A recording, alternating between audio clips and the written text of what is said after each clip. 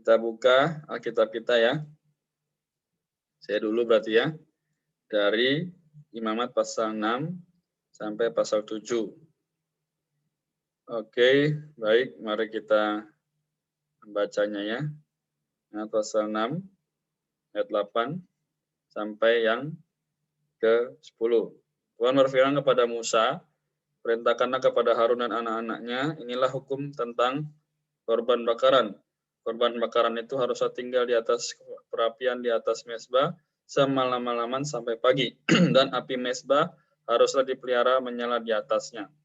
Imam haruslah mengerjakan pakaian lenannya, mengenakan pakaian lenannya, dan mengenakan celana lenan untuk menutup auratnya. Lalu ia harus mengangkat abu yang ada di atas mezbah sesudah korban bakaran habis dimakan api. Dan haruslah ia membuangnya di samping mezbah.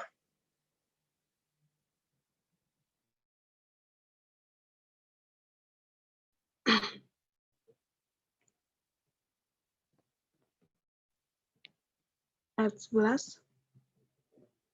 Kemudian haruslah ia meninggalkan pakaiannya dan mengenakan pakaian lain, lalu membawa abu itu keluar perkemahan ke suatu tempat yang tahir. Ayat yang ke-12, api yang di atas mezbah itu harus dijaga supaya terus menyala, jangan biarkan padam. Tiap-tiap pagi imam harus menaruh kayu di atas mezbah, mengatur korban bakaran di atasnya, dan membakar segala lemak korban keselamatan di sana. Ayat yang ke-13, harus dijaga supaya api tetap menyala, janganlah dibiarkan padam.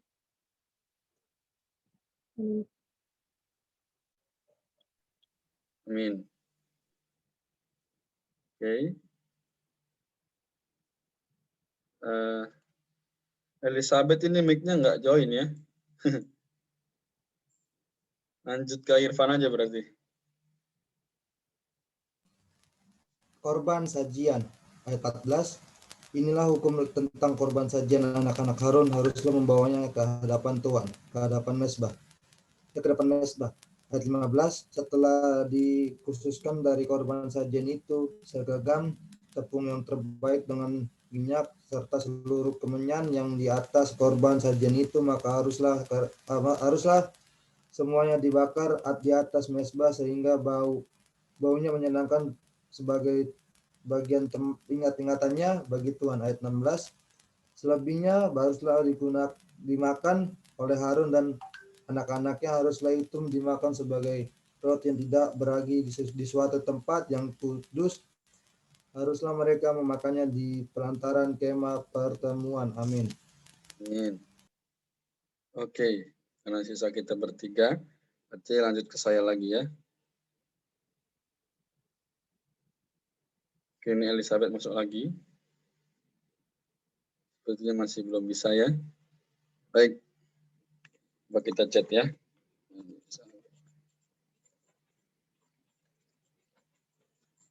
Oke, saya lanjut dulu kalau gitu ya.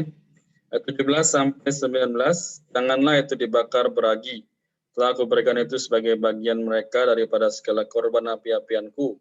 Itulah bagian maha kudus, sama seperti korban penghapus dosa dan korban penghapus salah.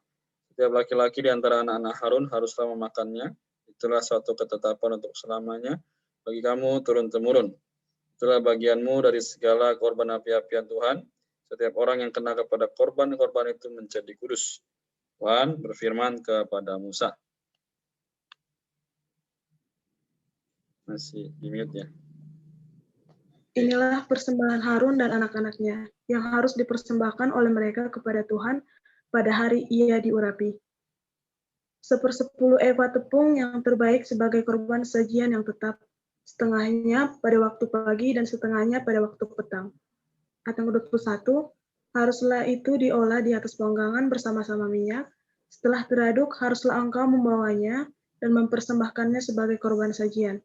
Sesudah dibakar dan berpotong-potong sebagai bau yang menyenangkan bagi Tuhan. Ayat yang 22, dan imam dari antara anak-anaknya yang diurapi sebagai penggantinya haruslah mengolahnya. Itulah suatu ketetapan untuk selamanya. Seluruhnya haruslah dibakar bagi Tuhan. Amin. Oke. Ayat 23, Irfan. Ayat 23, tiap-tiap korban sajian dari seorang imam itu haruslah menjadi korban yang terbakar seluruhnya. Janganlah dimakan. Ayat korban penghapus dosa. Ayat 24, Tuhan berfirman kepada Musa, demikian, katakanlah kepada Harun dan anak-anaknya, inilah hukum tentang korban penghapus dosa di tempat korban kebakaran disembelih, disitulah harus disembelih korban penghapus dosa itu di hadapan Tuhan. Itulah persembahan Maha Kudus. Amin. Oke. Ini ada Cecilia, ada Elizabeth, tapi belum bisa connect ke mic ya. Jadi saya lanjut dulu ya. Amin. Ayat 26 sampai 28. Imam yang mempersembahkan korban menghapus dosa itulah yang harus memakannya. Haruslah itu dimakan di suatu tempat yang kudus, di pelataran kemah pertemuan. Setiap orang yang kena kepada daging korban itu menjadi kudus. Dan bila darahnya ada yang terpercik kepada sesuatu pakaian, haruslah engkau mencuci pakaian itu di suatu tempat yang kudus. Dan belanga tanah tempat korban itu dimasak, haruslah dipecahkan.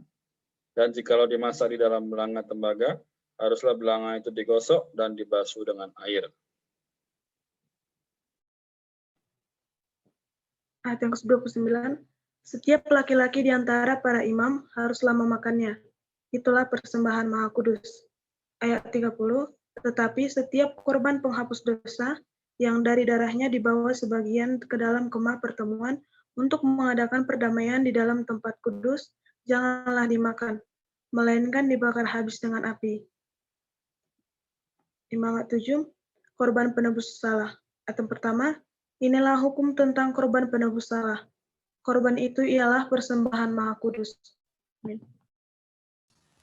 Ayat yang kedua, di tempat orang menyembelih korban bakaran itu, disitulah harus disembelih korban penebus salah. Dan darahnya haruslah disiramkan pada mezbah itu sekelilingnya. Ayat 3, segala lemak dari korban itu haruslah dipersembahkan, yakni ekornya yang berlemak dan lemak yang menutupi isi perut.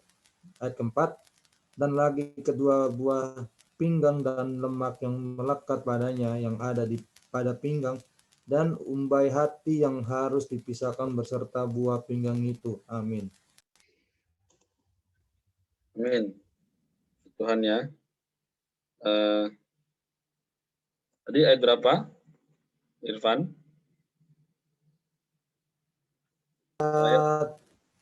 Ayat 4, Kak. Ayat 5. Puji Tuhan. Oke, berarti saya dulu ya. Ayat 5 sampai 7. Haruslah imam membakar semuanya itu di atas mezbah sebagai korban api-apian bagi Tuhan. Itulah korban penebus salah. Setiap laki-laki di antara para imam haruslah memakannya. Haruslah itu dimakan di suatu tempat yang kudus. Itulah bagian Maha Kudus. Seperti halnya dengan korban menghapus dosa, demikian juga halnya dengan korban penebus salah. Satu hukum berlaku atas keduanya. Imam yang mengadakan perdamaian dengan korban itu, bagi dialah korban itu. Ayat yang ke-8, imam yang mempersembahkan korban bakaran seseorang, bagi dia juga kulit korban bakaran yang dipersembahkannya itu. Ayat yang ke-9, tiap-tiap korban sajian yang dibakar dalam pembakaran roti, dan segala yang diolah di dalam wajan, dan di atas panggangan adalah bagi imam yang mempersembahkannya. Ayat yang ke-10, tiap-tiap korban sajian yang diolah dengan minyak, atau yang kering adalah bagi semua anak-anak Harun, semuanya dapat bagian.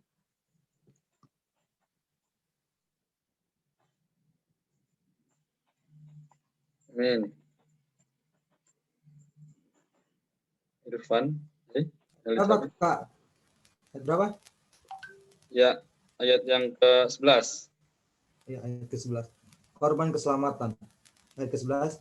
Inilah hukum tentang korban keselamatan yang harus dipersembahkan orang kepada Tuhan. Ayat 12. Jikalau ia mempersembahkannya untuk memberi syukur, haruslah berserta korban syukur dipersembahkannya roti bundar yang tidak beragi yang diolah dengan minyak, dengan roti tipis yang tidak beragi yang diolesi dengan minyak, serta roti bundar dari tepung yang terbaik teraduk yang diolah dengan minyak.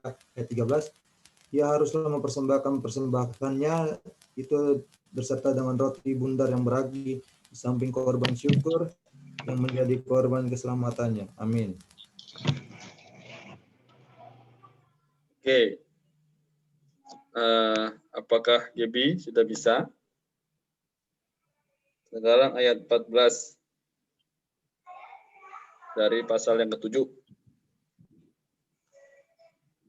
Aku lewat dulu, Kak. Oke. Begitu ke ini. Sisilia masih belum connect ya. Iva. Iya, ayat 14 ya. Ya. Dan daripadanya, yakni dari setiap bagian persembahan itu, haruslah dipersembahkannya satu roti sebagai persembahan khusus bagi Tuhan. Persembahan itu adalah bagian imam yang menyiramkan darah korban keselamatan.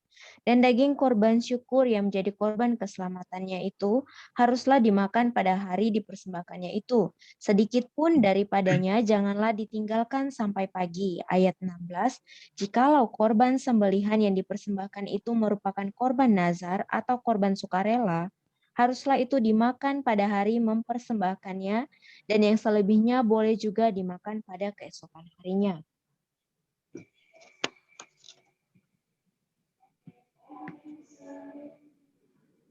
Oke, baik. Hanum, apa bisa?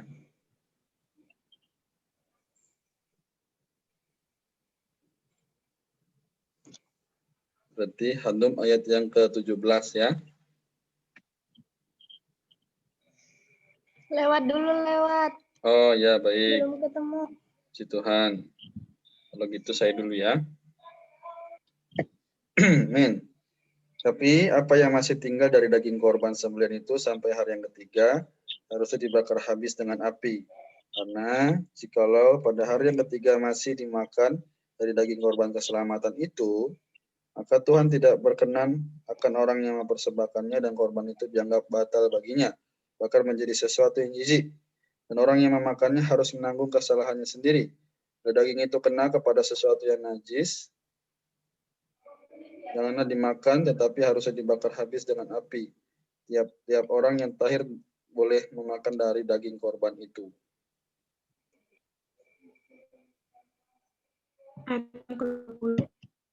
Seseorang yang memakan daging dari korban keselamatan yang untuk Tuhan, sedang ia dalam keadaan najis, haruslah nyawa orang itu dilenyapkan dari antara bangsanya. Ayat yang ke-21, dan apabila seseorang kena kepada sesuatu yang najis, yakni kepada kenajisan berasal dari manusia, atau kepada hewan yang najis, atau kepada setiap binatang yang merayap yang najis, lalu memakan daripada daging korban keselamatan yang untuk Tuhan, maka haruslah nyawa orang itu dilenyapkan dari antara bangsanya. Ayat yang ke-22, larangan memakan lemak dan darah. Tuhan berfirman kepada Musa. Ayat 23, katakanlah kepada orang Israel, segala lemak dari lembu, domba ataupun kambing janganlah kamu makan. Ayat 24, lemak bangkai atau lemak binatang yang mati diterkam boleh dipergunakan untuk segala keperluannya, tetapi jangan sekali-sekali kamu memakannya. Ayat 25, karena setiap orang yang memakan lemak dari hewan yang dipergunakan untuk mempersembahkan korban apian bagi Tuhan, nyawa orang yang memakan itu harusnya dilenyapkan dari antara bangsanya. Amin. Oke. Ibi masih ini ya, masih belum bisa. Elizabeth belum bisa juga. Oke. Iva. Oke, ayat 26. Demikian juga, janganlah kamu memakan darah apapun di segala tempat kediamanmu, baik darah burung-burung ataupun darah hewan. Setiap orang yang memakan darah apapun, nyawa orang itu haruslah dilenyapkan dari antara bangsanya.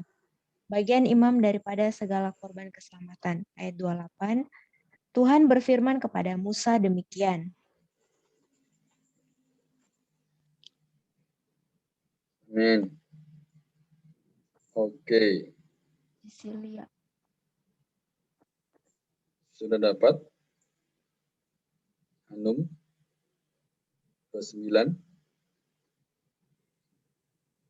Atau Cecilia?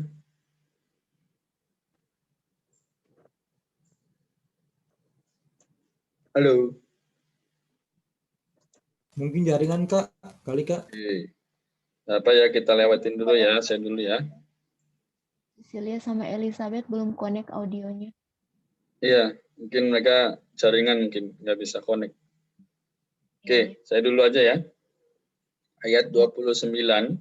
Katakanlah kepada orang Israel, orang yang mempersembahkan korban keselamatannya kepada Tuhan, harusnya membawa kepada Tuhan sebagian dari korban keselamatannya itu sebagai persembahannya. Dengan tangannya sendirilah, ia harus membawa segala korban api-apian Tuhan, adapun lemaknya harusnya dibawanya beserta dadanya, supaya dadanya itu ditunjukkan sebagai persembahan ujukan di hadapan Tuhan. Lalu haruslah imam membakar lemaknya di atas mezbah. Tapi dadanya itu adalah bagian Harun dan anak-anaknya.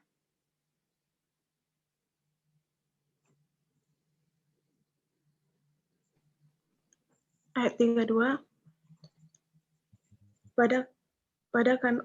Pada kanannya harus kamu serahkan kepada imam sebagai persembahan khusus dari segala korban keselamatanmu. Ayat yang ke-33. Siapa dari antara anak-anak Harun yang mempersembahkan darah dan lemak korban keselamatan, maka dialah yang harus mendapatkan paha kanan itu sebagai bagiannya. Yang ayat ke-24.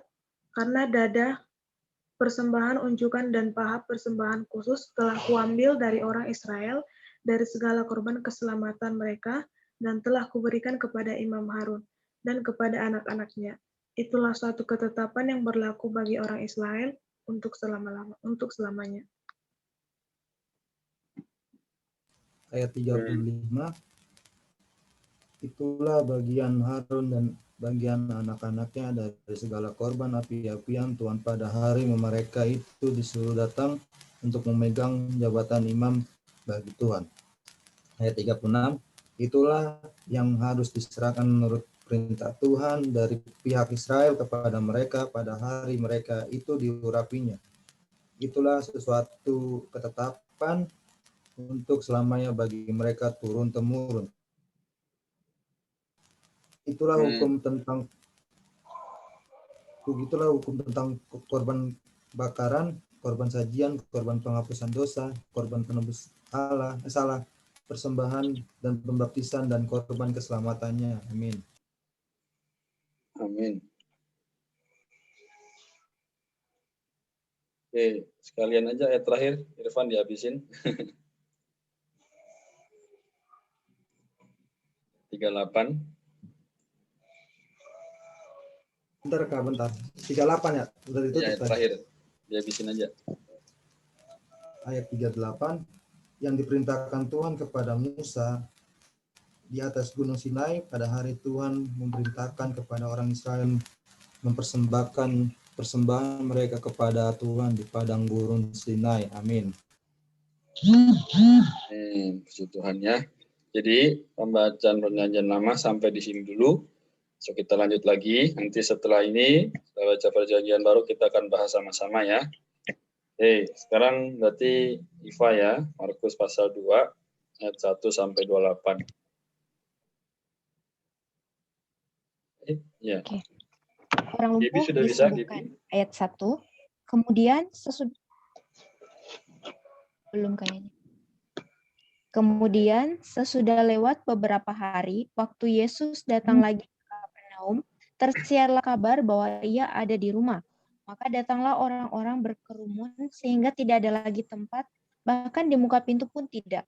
Sementara ia memberitakan firman kepada mereka, ada orang-orang datang membawa kepadanya seorang lumpuh digotong oleh 4 orang.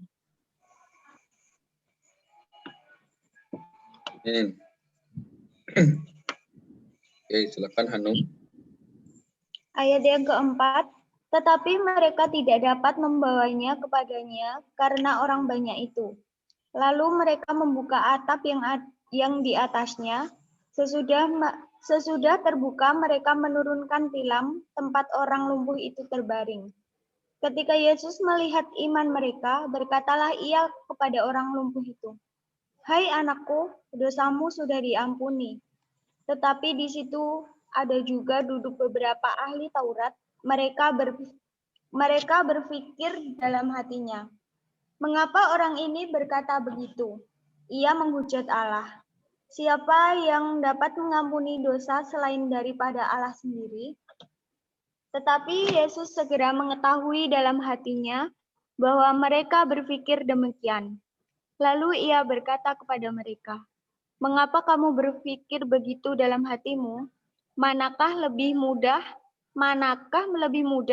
mengatakan kepada orang lumpuh ini, 'Dosamu sudah diampuni,' atau mengatakan, 'Bangunlah, angkatlah tilammu dan berjalan.'"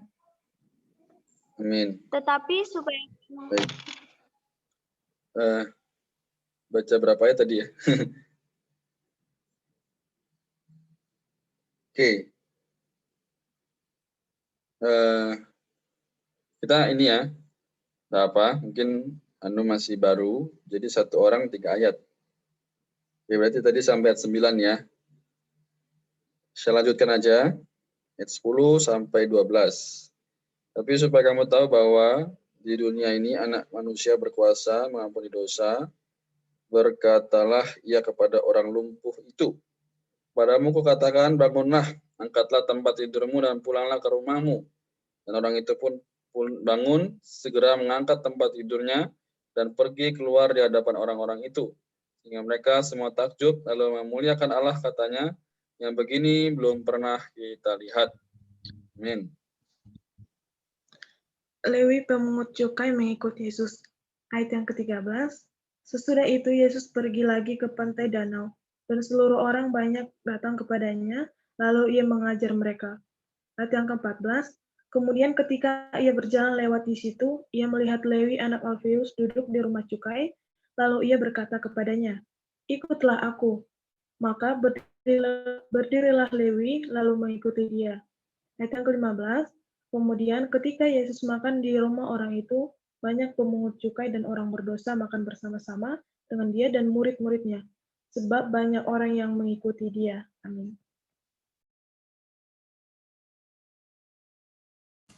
Ayat 16. Pada waktu ahli-ahli Taurat dari golongan Farisi melihat bahwa ia makan dengan pemungut cukai dan orang berdosa itu, berkatalah mereka kepada murid-muridnya, "Mengapa ia makan bersama-sama dengan pemungut cukai dan orang berdosa?" Ayat 17. Yesus mendengarnya dan berkata kepada mereka, "Bukan orang yang sehat yang memerlukan tabib, tetapi orang sakit. Aku datang bukan untuk memanggil orang benar, melainkan orang berdosa." Hal berpuasa. Ayat 18. Pada suatu kali ketika murid-murid Yohanes dan orang-orang Farisi sedang berpuasa, datanglah orang-orang dan mengatakan kepada Yesus, "Mengapa murid-murid Yohanes dan murid-murid orang Farisi berpuasa, tetapi murid-muridmu itu tidak?" Amin. Amin. Oke, baik. Irfan, Gibi berarti ayat yang ke-20 ya. 19, Kak. 19, sorry, 19. 19, Kak. Ya, Jawab silakan. Yesus kepada mereka, "Dapatkah sahabat-sahabat mempelai laki-laki berpuasa dengan mempelai itu bersama mereka? Selama mempelai itu bersama mereka, mereka tidak dapat berpuasa. Tapi waktunya akan datang mempelai itu diambil dari mereka, dan pada waktu itulah mereka akan berpuasa. Tidak seorang pun menambahkan secari kain yang belum susut pada baju yang tua, karena jika demikian kain penambal itu akan mencabiknya, yang baru mencabik yang tua, lalu makin besarlah koyaknya." Amin. 22. Demikian juga tidak seorang pun mengisikan anggur yang baru ke dalam kantong kulit yang tua, karena jika demikian anggur itu akan mengoyakkan kantong itu, sehingga anggur itu dan kantongnya dua-duanya terbuang, tetapi anggur yang baru hendaknya disimpan dalam kantong yang baru pula. Murid-murid memetik gandum pada hari Sabat. Pada suatu kali, pada hari Sabat, Yesus berjalan di ladang gandum dan sementara berjalan, murid-muridnya memetik bulir gandum. 24, maka kata orang-orang Farisi kepadanya, lihat, mengapa mereka berbuat sesuatu yang tidak diperbolehkan pada hari Sabat? Amin. Kemudian, Hanum ya. Ayat yang ke-25, jawabnya kepada mereka, belum pernahkah kamu baca apa yang dilakukan Daud ketika ia dan mereka yang mengikutinya kekurangan dan kelaparan? Bagaimana ia masuk ke dalam rumah Allah waktu Abiatar menjabat sebagai imam besar lalu makan roti sajian itu yang tidak boleh dimakan kecuali oleh imam-imam dan memberinya juga kepada pengikut-pengikutnya. Lalu kata Yesus kepada mereka, hari Sabat diadakan untuk manusia dan bukan manusia untuk hari Sabat. Amin.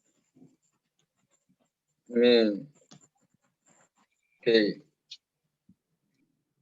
Jadi anak manusia adalah juga Tuhan atas hari Sabat ya. Nah, haleluya. Nah, jadi hari ini bacaan kita sudah sampai di sini. Seperti biasa, ada yang mau bertanya atau bersaksi dulu? Kalau tidak ada, kita langsung saja menjabarkan. Diberi kesempatan.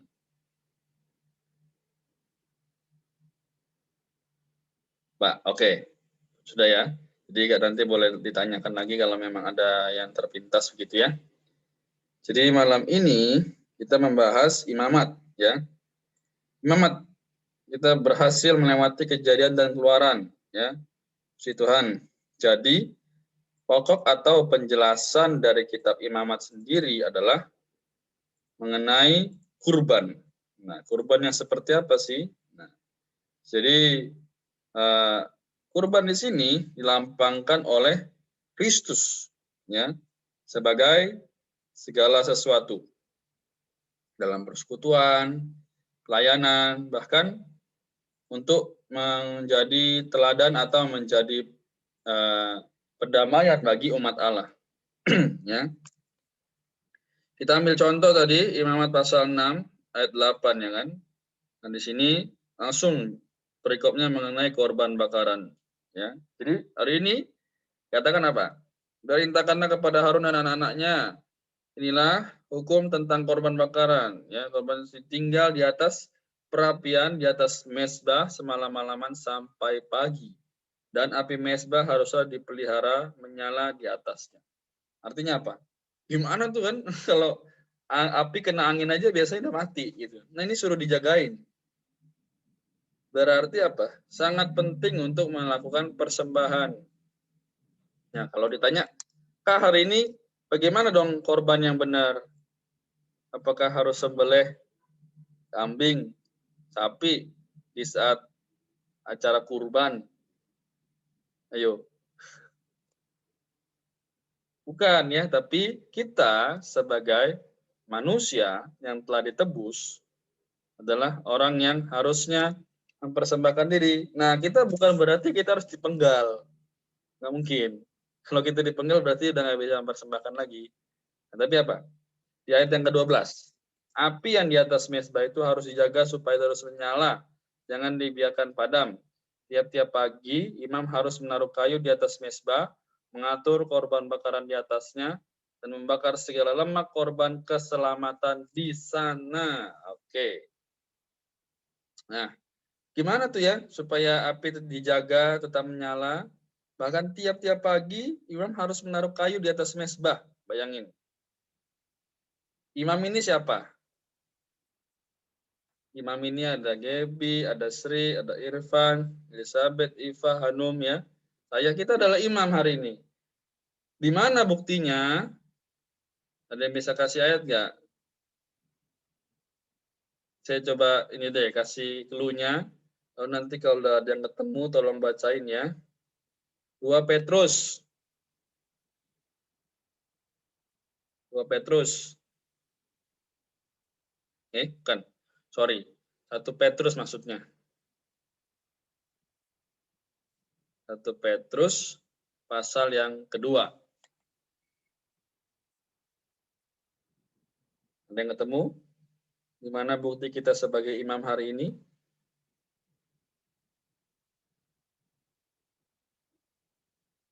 Satu Petrus pasal 2.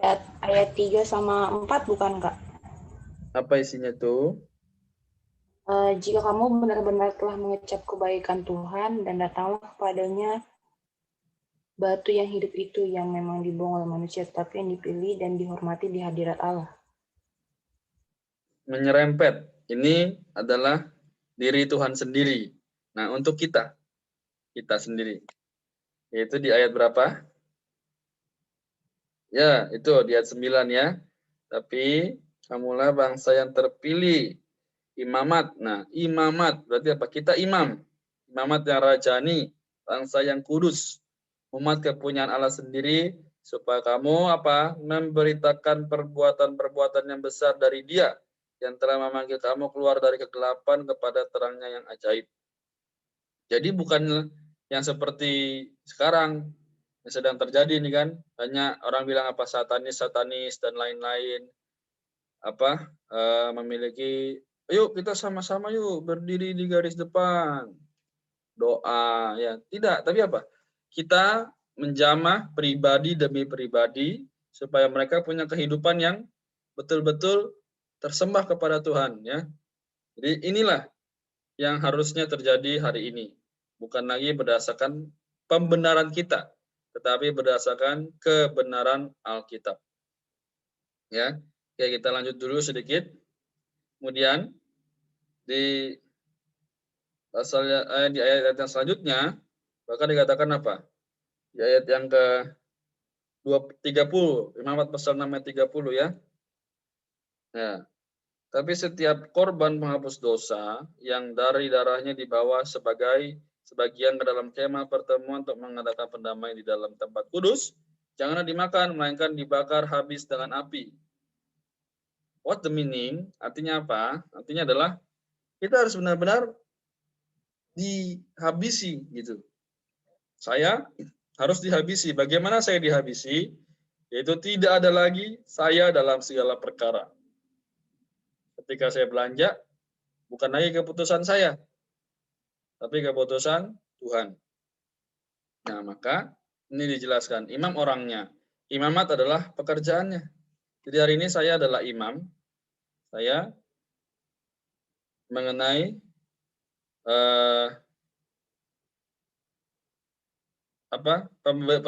korban-korban ini saya perlu menjadi orang yang mempersembahkan diri.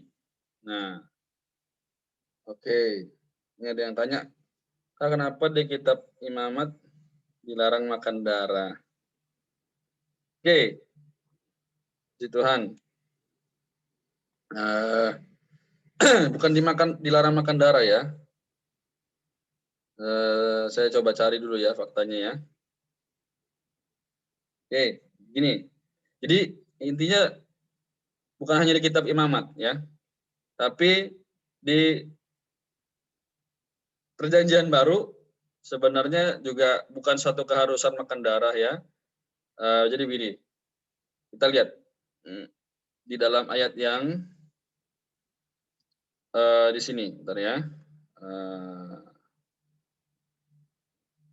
Darah itu adalah ini, bentar ya. Saya lupa nih. Di dalam ayat yang ke-14, pasal 14 nanti pasal-pasal setelahnya kita lihat, yaitu itu membicarakan mengenai darah gunanya untuk apa. Ya. Darah gunanya adalah untuk menghapus dosa. Jadi demikian juga kita hari ini, bukan nggak boleh makan darah, tapi sebaiknya kita tidak memakan atau meminumnya, karena ya memang sih ada yang bilang gunanya kan bagus, apalagi ada yang bilang kalau makan lapo itu nggak enak nggak pakai darah. Ya, intinya bukan nggak boleh atau bukan nggak bisa, tapi ada manfaatnya nggak? Ada fungsinya nggak? Nah, kalau misalnya kita lihat daripada menyandung orang, lebih baik saya tidak makan begitu. Ya. Kita lihat bahwa hari ini kita perlu menyadari satu perkara, yaitu tidak bisa kita menggunakan pembenaran diri sendiri. Ini kesimpulan dari Imam Ahmad pasal 6 dan 7. Ya. Jadi ada pertanyaan sampai di sini. Kalau belum ada, nanti tiba-tiba muncul, boleh tanya di grup ya.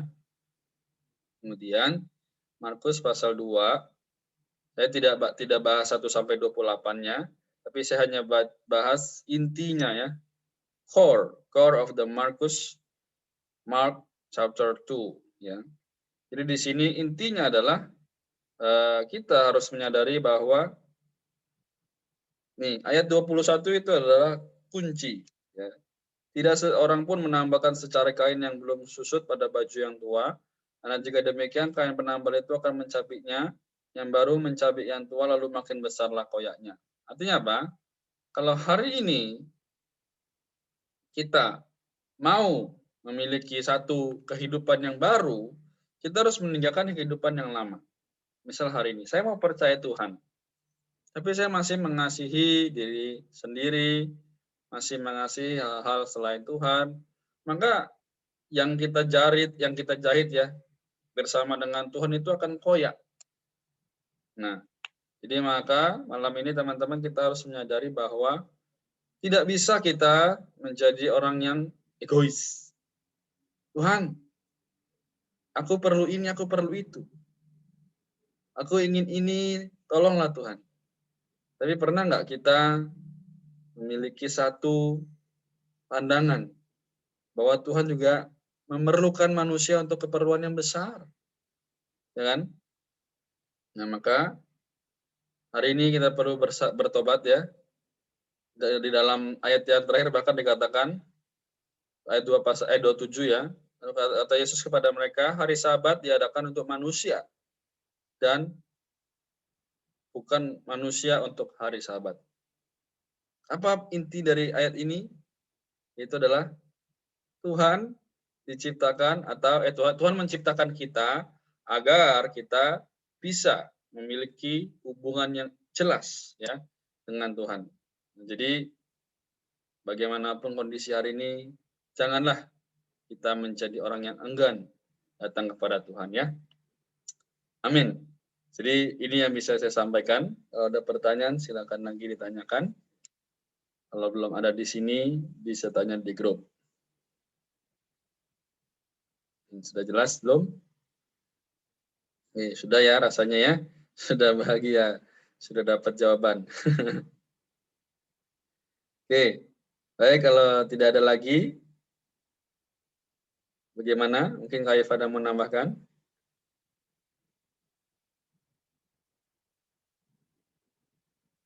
Belum ada? Baik. Belum ada, Kak. Oke, baik. Tidak apa? Kalau begitu kita sampai di sini ya, teman-teman. Puji Tuhan saya bisa bergabung malam ini. Ini sebenarnya saya lagi di tempat yang tidak semestinya nih, makanya hitam putih nih, cahayanya kurang. Oke, kita di sorga, Engkau sudah menemani kami dari pagi hingga malam hari ini Bapak. Bapak terima kasih karena sudah sharing renungan firman-Mu ya Bapak pada malam hari ini Bapak, kira bermanfaat bagi tubuh kami ya Bapak. Bapak, hapuskanlah segala dosa-dosa dan pelanggaran kami Bapak yang sengaja tidak sengaja Bapak. Dan jauhkanlah dan bangkitkanlah pandemi COVID-19 dari negara kami Bapak ini Bapak. Ekonomi negara Indonesia seperti semula Bapak, bangkitkan ya Bapak. Bapak, maaf teman-teman kami tidak bisa hadir besaran kali Bapak yang bisa dihadirkan ya Bapak. Bapak, kami tidak lupa mana betapa yang Engkau sungguh baik ya Bapak dalam kehidupan kami Bapak. Kami tidak lupa atas berkat-Mu yang dikaruniai kepada-Mu Bapak. Inilah doa permohonan kami dalam nama Tuhan Yesus Kristus. Haleluya. Amin.